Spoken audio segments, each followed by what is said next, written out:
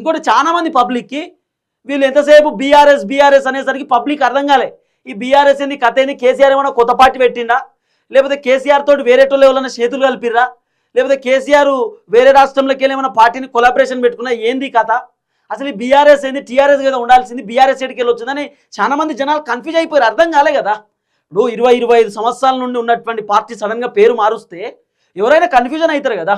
20 సంవత్సరాల నుండి 2003లో 2002 ఆ టైంలో 2004లో పెట్టినటువంటి పార్టీ ఇప్పుడు సడన్గా కన్ఫ్యూజన్కి గురి చేస్తే అందరు కన్ఫ్యూజ్ అవుతారు. అట్లా కన్ఫ్యూజన్లో కూడా కేసీఆర్కి ఓట్లు పడలేదనేది వినబడుతున్న చర్చ. ఇప్పుడు మీరు బాగా యాది పెట్టుకోర్రి, వీళ్ళు బీఆర్ఎస్ అనే పేరు పెట్టిరబ్బా. బీఆర్ఎస్ హైదరాబాద్లో వర్కౌట్ అయింది, బాగా వర్కౌట్ అయింది. హైదరాబాద్లో బీఆర్ఎస్ అనే పార్టీ పేరు పెట్టిర్రు, టీఆర్ఎస్ అనే పార్టీ పేరును మార్చిర్రు అనేది హైదరాబాద్లో ఉన్నటువంటి జనాలు మినిమం వాళ్ళు చదువుకున్న వాళ్ళు, హైదరాబాద్లో ఉన్నటువంటి పబ్లిక్ మినిమం కొంత అవగాహన ఉన్నటువంటి వ్యక్తులు కాబట్టి, సిటీలో ఉంటారు కాబట్టి వాళ్ళకి తెలుసు.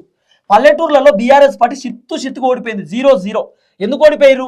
పల్లెటూరులో ఉన్నటువంటి జనాలకు బీఆర్ఎస్ అంటే ఏదో తెలియలే ఫస్ట్. ఇంకోటి బీఆర్ఎస్ పార్టీ పైన విపరీతమైనటువంటి వ్యతిరేకత ఉంటుండే.